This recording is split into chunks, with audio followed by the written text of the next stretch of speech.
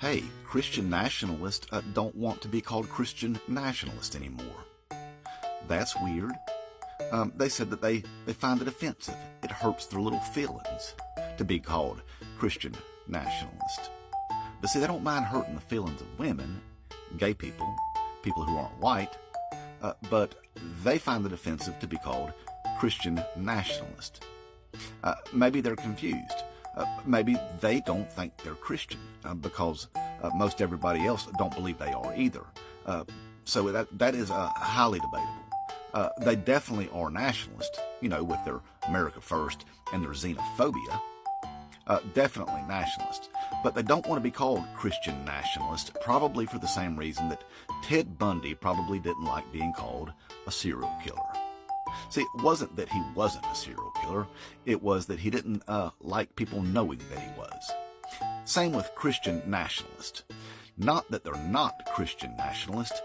They don't like people knowing that they are currently because, they kind of let the cat out of the bag with their little Project 2025, a Christian nationalist manifesto on how you transform the United States government into a theocratic, authoritarian dictatorship ran by creepy preachers who ultimately want ownership and control over women and to make it illegal to be gay or non-white.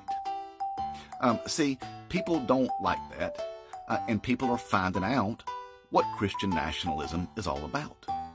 And they're starting to find out that these Christian nationalists have been using right-wing propaganda with the help of people like Vladimir Putin, another Christian nationalist, to brainwash lots and lots of Americans into supporting their Christian nationalist ideas. So they don't want people talking about Christian nationalism. So they can take their Christian nationalism and they can shove it up their ass and get out of our government. People like Speaker of the House of Gilead, Commander Mike Johnson, Christian nationalist with his Christian nationalist flag outside of his office. Self-proclaimed Christian nationalist Marjorie Taylor Greene, she can go too. Greg Abbott, another Christian nationalist. Governor of Florida down there, Ron DeSantis, another Christian nationalist. See, they're all up in our government. They need to go somewhere else because we don't want them there. And that upsets them that people know what they are. They're Christian nationalists. Now, if they don't want to be called Christian nationalist, perhaps we can change the name. There's other fitting names for them that are way, way more fitting.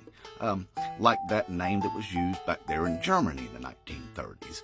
Already comes with a little drunk plus sign for a logo. That's more fitting, I think, anyway. So Christian nationalist, if you don't like being called Christian nationalist, perhaps we can go for a name change and you can just, own up to it. But you have no business in our government, Christian nationalist. Go back to your churches.